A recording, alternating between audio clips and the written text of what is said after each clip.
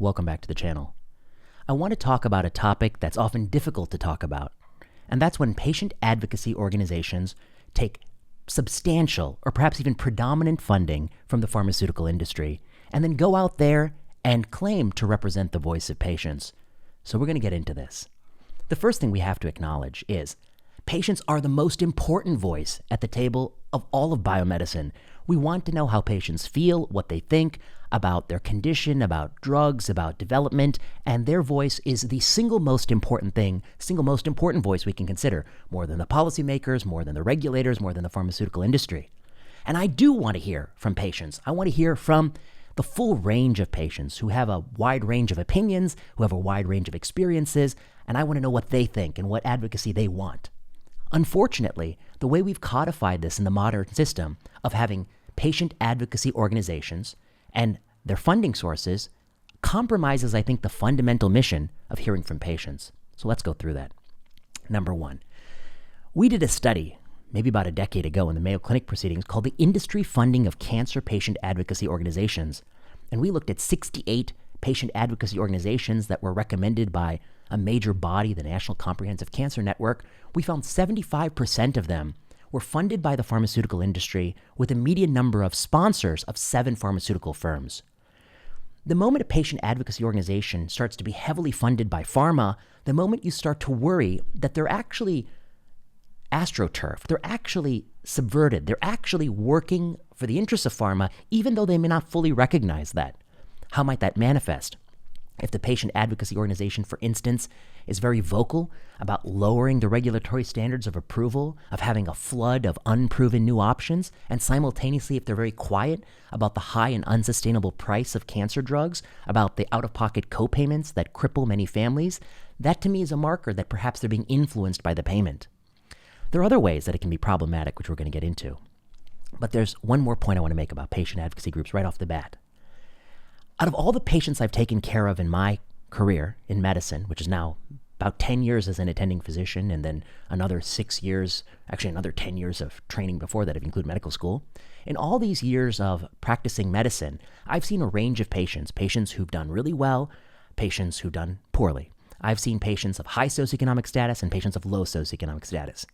The patient advocacy organizations are not comprised of the average patient. They're not comprised of a range of patients. They're comprised disproportionately of patients who are doing well. Unfortunately, patients who pass away very quickly, who suffer severe drug-induced toxicities like drug-induced Parkinsonism, which is a side effect of CAR T therapy and myeloma, those patients don't or can't participate in these meetings. Patients of low socioeconomic status often don't participate in the advocacy organizations. So the advocacy groups, the people who speak at drug advisory meetings, they're already a select slice of all the patients out there, the people who are doing well, who are not suffering terrible, crippling toxicity that keeps them at home. They're people who are alive. A few years ago, I proposed that one solution to hearing from just the patients who do well on a drug and actually hearing from the average patient who takes a drug would be to build in video diaries into clinical trials. If you're running a clinical trial of a new drug product, give everyone a GoPro, give everyone a camera, give everyone an iPhone app, and ask them to take a video of themselves once a week to talk about their experience. What are the pros of taking the drug and what are the side effects they're experiencing? Because all the people who have had crippling side effects, who may have died before the advisory meeting, they're not there to tell their story. You're only hearing from the 1 or 2 people who are doing really well, and often they believe they're doing well because of the drug. That might not even be the reason they're doing well. They might be doing well just because they have indolent or slow-growing biology. So I think fundamentally we have a problem that the patient groups are typically only the tip of the iceberg, the people who have done disproportionately well with their disease, and often, in my opinion, the people who are more affluent and more connected and more willing to participate in these groups. A lot of people, myself included, if I were to be a patient, I don't think I would be very vocal and active in a patient advocacy group because there are other things in my life I'd want to do with my time. And I think I see that a lot when I work at the Veterans Administration, when I work at the county hospital. I see people who have a lot going on in their life, and they may not have the bandwidth to take on an advocacy group. Now let's talk about the funding. I think patient groups enter into this very perverse relationship when they start to realize there's not a lot of funding for patient groups. And if we really wanted to empower patients, we would ask that the NIH take a huge chunk of their budget and give grants out, huge grants out, to create impartial patient groups that actually try to represent people of all races, all socioeconomic status, all ethnicities, of all points of view, to get the diversity of different points of view in the advocacy groups. But we don't have that. We have a system where it's very difficult for patient groups to get funding. And naturally, they go to the only person, the big entity that's willing to fund them and give them large, unrestricted grants.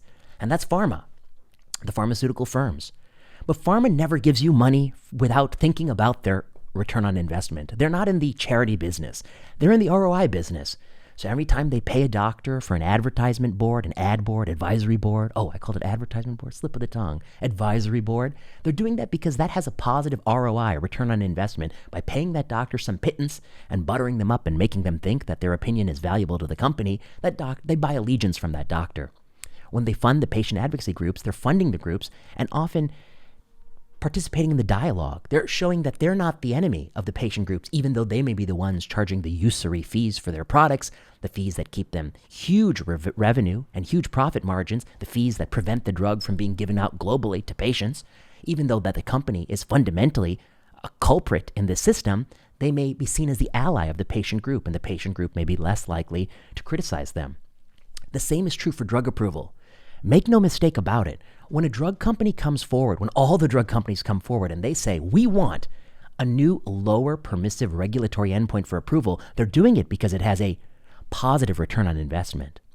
Last week, many of you know, I testified in front of the US FDA, and I talked about minimal residual disease negativity as an accelerated approval endpoint for multiple myeloma. I'm going to talk about that a little bit more in this video because I think it allows us to see some of these problematic issues.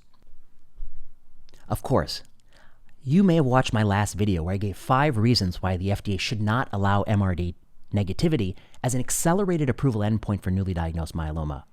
Now, make no mistake about it, myeloma is a devastating and life-threatening disease, and there is an unmet need for people who've progressed through all the available options. They don't have great options, and drugs should be made available to those patients expeditiously. But that's not what this meeting was about. It was about taking those drugs and moving them all the way to the front line to potentially 30,000 Americans diagnosed with newly diagnosed myeloma who already have 17 different treatment options and 14 different FDA-approved drugs, and inserting the new drug on top of or in lieu of these established regimens. And they're not doing that with proof that it makes you live longer or live better. They're only doing that with proof that there are fewer plasma cells, the cancer cells, in your bone marrow. But the problem with that is not all of the drugs that cause fewer plasma cells in your bone marrow are actually better for you in the long run. Some have serious toxicities like drug-induced Parkinsonism. Some have serious toxicities like recurrent infections. And sometimes fewer plasma cells might not mean living longer. The FDA's own analysis, done in concert with a couple of private groups, shows that drugs that increase MRD negativity do not, in fact, lead to longer lives. The correlation coefficients are very poor. MRD negativity is not a surrogate for longevity. It's prognostic, of course, at the individual level, and that's very different because many things can be prognostic at an individual level, but you can't make regulatory decisions based on that. Now, I think at the FDA meeting, every single one of the speakers was supportive of MRD negativity as a basis of approval, and none of them really dealt with the points I made in my last video, that this would mean moving drugs to the front line to tens of thousands of people with inadequate safety testing. They said, well, of course the FDA doesn't approve unsafe drugs. That's a fallacy. The fallacy is the FDA uses phase 1 clinical trials to come up with a very preliminary safety signal. Phase 1 clinical trials do not test the full safety profile of drugs. They test the MTD, the maximum tolerated dose of a drug. They may find huge safety signals, but they don't find all of the safety concerns.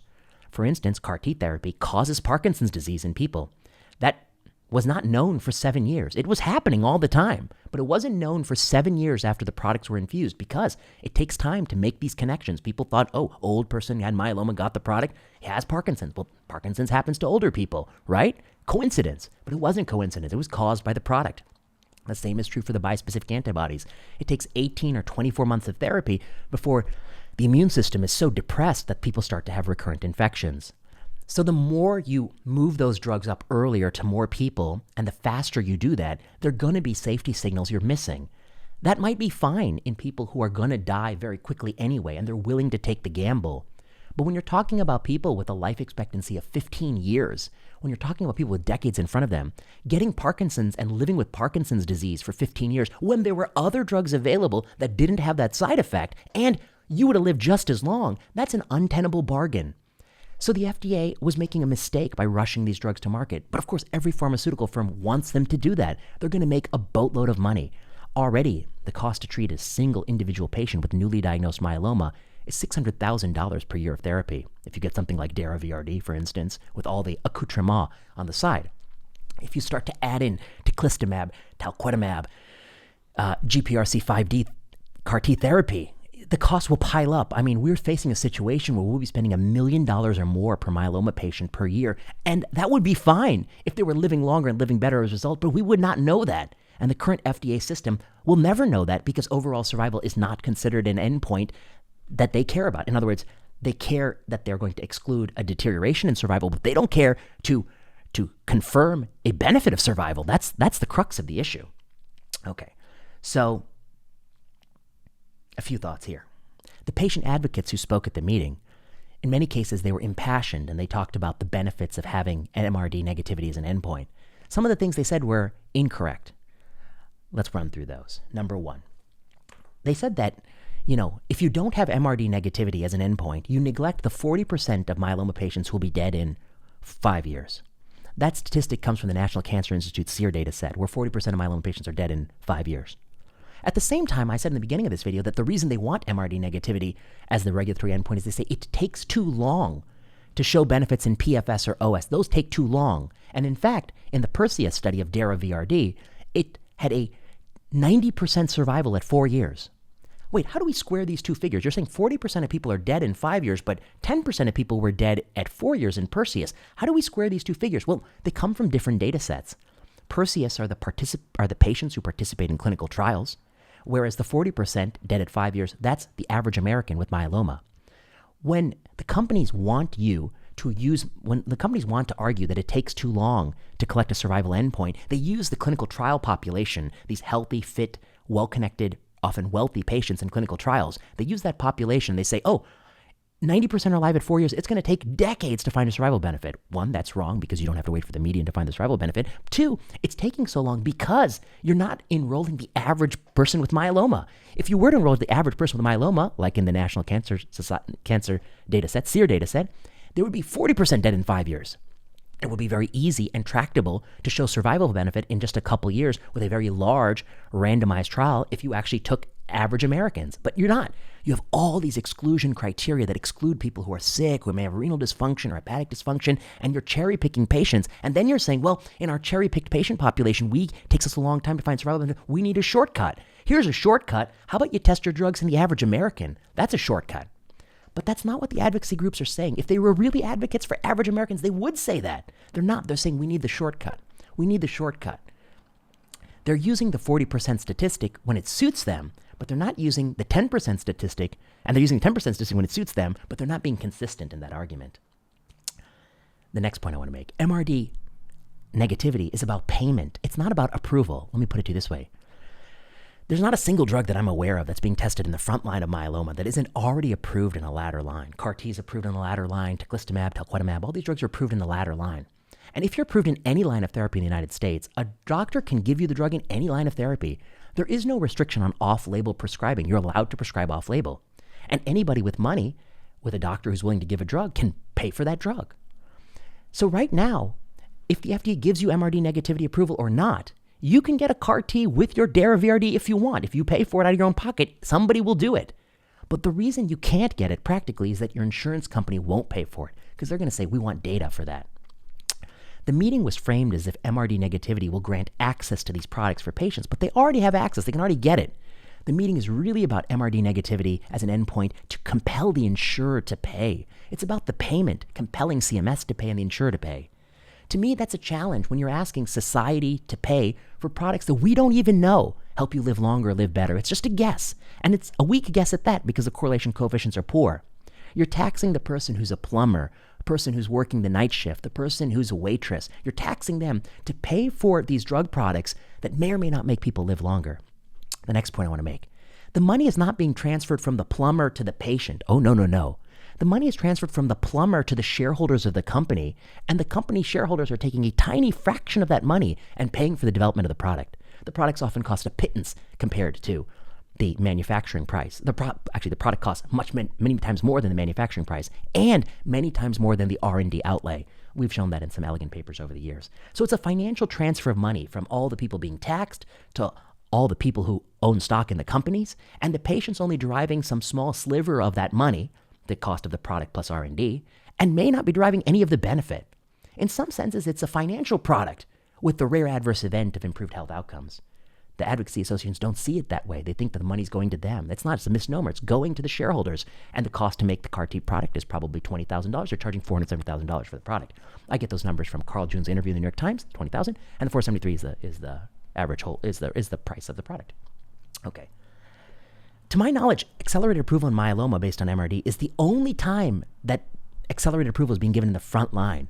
We already give accelerated approval in the latter line of therapy in myeloma and in lung cancer and in pancreas cancer and in breast cancer. We give approvals based on response in all these cancers, but never for people with newly diagnosed disease. We want evidence that by giving the drugs sooner and earlier, they have a benefit over getting the drug on the back end. But myeloma is the only one where we're going to give accelerated approval in the front line. That's not true in lung cancer, where the survival is worse. It's not true in follicular lymphoma, where the survival is better. There's a certain carve-out for myeloma. It's the first time I'm aware of MRD negativity in the front line, perhaps with the exception of PathCR, but that's not exactly the same situation because that's adjuvant, not advanced or metastatic. Okay.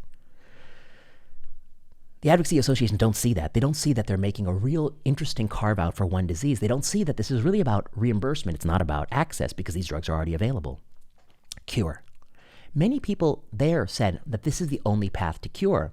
That's also incorrect. If MRD negativity meant cure, and if this were a path to cure, then the FDA's correlation coefficients would be very strong, showing MRD negativity means better survival. After all, it means cure. It means cure, so it's got to mean a better overall survival, but it doesn't show that. The truth is there are people who are MRD positive, who have very indolent or slow-growing disease, who live a long time. There are people with MRD negativity who have slow-growing or indolent disease, who live a long time. And there are people with MRD negativity who die of their disease. MRD negativity is slightly better than not being MRD negative, but it's not destiny. It's not cure. It's not synonymous with cure. That's a misnomer.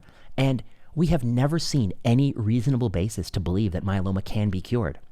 When the CAR-T products were first debuted, people thought they would cure people. They have a 100% relapse rate. They don't cure a single person. They cure people with pediatric ALL. They cure people with diffuse large B-cell lymphoma. They don't cure a single person with multiple myeloma. That's been an overwhelming disappointment. Allogeneic stem cell transplant doesn't work in myeloma. It's a fool's errand. It doesn't cure people. It cures people with AML. Okay? It cures people with CML back in the diggity. Auto transplant with Hodgkin's cures people with Hodgkin's. It doesn't cure people with myeloma. We've seen no evidence that those last plasma cells can be eradicated. There's no reason to think that MRD negativity as an accelerated approval endpoint will increase cure rates. That's just rhetoric. That's not fact. And again, this is being pushed by the advocacy organizations. One of the advocacy organizations I looked up, HealthTree, if you look at their list of sponsors, and maybe I'll put that up on the screen, minute 18. Put that up. I have to keep track of where to put it up on the screen. Put it up on the screen. It's a who's who of pharmaceutical firms. They're funded by all these pharmaceutical firms, and their talking points are encouraging pharmaceutical profits, and they have missed sight of what's actually best for patients. Someone I know was telling me about how they were invited to give a talk at a patient advocacy group, and they were going to talk about the topic of how to better critically appraise articles, and when they heard that that was the topic, they canceled the lecture. Okay, so I think we have to be very careful that these advocacy groups are in a very tough position.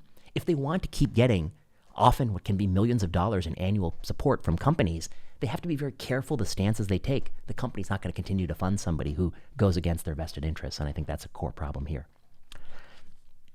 I think the MRD negativity in myeloma is a really interesting case study of how you can get complete regulatory capture in a space and there'll be no dissenting opinions. In my speech in front of the US FDA, I noted that I think I'm the only person who spoke critically of that. I'm the only person, I think, who is I'm one of the few people who may not have been funded by the drug companies. The majority of the speakers who are outside of the FDA have received pharmaceutical payments in the past. The advocacy groups often are funded by the companies. The FDA themselves, while they work at FDA, they can't be funded by the companies, but they often leave the FDA to work for the companies a few years later. So they also have a perverse financial interest. And I think that's the crux of the issue. It's a captured thing. You have lots of people in the community who are not going to be interested in this topic, who are just paying their taxes and they can't care about myeloma. I mean, it's one of a million diseases out there. They can't focus too much on myeloma. You have a small group of people with a strong incentive to try to change the rules around myeloma that will lead to greater profits. And then you get this sort of really broken system where a conflicted minority can always dominate a largely disinterested majority. All right. So to me, I think people out there watching this video should do some soul searching. If you're a patient, if you care about patients, you want to do what's right for patients, create a patient group that doesn't take pharmaceutical money. Try to hear from people who do well with the cancer, but hear from people who don't do well. Have more videotape diaries. Let's get the testimony of people who, what's it like to actually have drug-induced Parkinsonism after CAR T? If you heard that testimony at the meeting, that might have tempered enthusiasm for MRD. If you heard what it was like, it's devastating. This is a very dangerous regulatory precedent. The FDA is going to be moving more and more drugs sooner. Again, it's not about access. These drugs are already available. It's about compelling insurers and other third parties to pay. It's about financially moving money. That's the real goal. The advocates have been unwittingly, I think, co-opted by the companies. The experts, I think, turn a blind eye. I mean, what's the root of the expert rot? I don't think it's corruption. I just think it's that we live in a world where you're going to get more praise, you're going to have more friends, you're going to get more lectures, you're going to have more opportunities. The more you play ball with the pharmaceutical industry, the more you go along with this. And it's easy to fool yourself into thinking you're doing the right thing. You can tell yourself things like we're more likely to have a cure. You can tell yourself things about MRD negativity. It's going to speed access to these products. You can tell yourself things like, well, the FDA, they're not going to let unsafe products on the market. The truth is they have let unsafe products on the market, and they will do more so of that. They've done a lot of that. They are a very, I would say, troubled agency. Once upon a time, they knew their mission, but I think they've forgotten that in recent years. They've been almost entirely co-opted by the industry. And if I were to analyze what is the root of that, I think it's that for a while there was a tension in politics where there was at least one side not complacent and complicit with the pharmaceutical firms, and one side was more so. Now I think everybody in politics has aligned itself with pharmaceutical firms, in part because that's the only way you could get donations to win campaigns. And the moment that happens is this pressure on the FDA has been removed, and sort of a pressure is on them politically to just approve more products and keep this gravy train flowing. The money will go to the firms, and the firms will have more money to them in terms of lobbying and in terms of campaign contributions. And I think that's the root of the problem. I think we see the FDA rot in every field, from Alzheimer's drugs to COVID-19 pandemic policy implementations to the cancer field. The cancer field has had the rot for the longest. And I think it's very visible to people why that's a rot, where you can have a drug approved that extends survival 10 days or doesn't improve survival at all. That's a rot. But they're doing a very, I think, strategic job to approve drugs in a way that you won't know there's no survival benefit. They're going to say it's going to take too long, and they may not follow the trials that far. So you won't know. And I would say, I don't want to say obfuscating safety signals. That's not true. I would just say not being very diligent or being a little loose about caring about safety is another strategy to move a lot of costly products to the frontline setting. Advocacy groups, if they really care about patients, they would want to hear this information. They wouldn't want to be critical or demonize people who point out the deep limitations to the data set and to the data here. But I think that they are fundamentally captured, and I think that's a big problem. All right. Those are my thoughts. Patient advocacy groups, FDA, some of the thorny issues here in cancer medicine. I hope we can solve them, but I'm increasingly pessimistic that we can't, and that things are going to reach a tipping point. What will that tipping point look like? If I were to guess, the U.S. is spending 20% of GDP on healthcare. The average person's working wage has absolutely stagnated. The amount we invest in children, in early nutrition, in schools, and by schools I mean children, not the teachers' unions, which swallow the money and misuse it. That's too low. Those are investments that would pay off. The amount we invest in good infrastructure and transportation and these sorts of things is very poor. We're putting all our money into this financial product that gives very costly products to people nearing the end of life, which may or may not help them, may or may not make them live longer. And that cost is not actually cost to make the product or cost to R&D the product. The cost is value to shareholders. It's transferring money from everybody to a few people. Once that's 20% of GDP, it's a problem. What happens when it's 30%, 40% of GDP? What happens when it's 50% of GDP? They say Rome fell when half the days in the Roman capital were holidays. Perhaps the U.S. will someday fall when half of our GDP spending is on healthcare. This is a runaway train. Nobody wants to stop it. People are cheering it on. they have entirely lost sight of, I think, both the facts of the science of MRD, the data. They're only talking to people who agree with them. The meeting is a great example of only talking to people who agree with you. Watch the 7 hours of that video and see how many people are critical. I think it's only me. I think I'm the only critical voice. That's what a couple of people texted me to say. You're the only person I heard talk that I thought made any good points. The moment you get trapped in this groupthink bubble funded by the pharmaceutical industry, you are very unlikely to really read and appreciate, I think, other points of view, and you might even be making some catastrophic errors. So those are my thoughts. If you like this video, you know what to do. Send it to a friend or colleague. Tell people about this channel. You can always find me on Instagram. You can find me on Twitter. You can send your recommendations to me in the comments here, or you can send it to me on Instagram. What you want me to talk about in the future. I'll talk about some more topics. I think I'm going to do a cardiology randomized control trial on shock soon. I'm going to do some other topics. And I'm interested to hearing about papers that may interest you. Of course, one thing I'll tell you right off the bat, I'm much more interested in papers that are published in really high-impact journals that may have substantive limitations than I am in talking about papers published in low-impact journals that have substantive limitations. I know they have substantive limitations. They're published in rags, so okay. I mean, it's not so hard to find those. The fun ones are the ones that other people missed. That's the fun stuff for me. So, you like this video, you know what to do. Like, subscribe, comment, hit that notification bell, and I'll be back with more videos. So, stay tuned.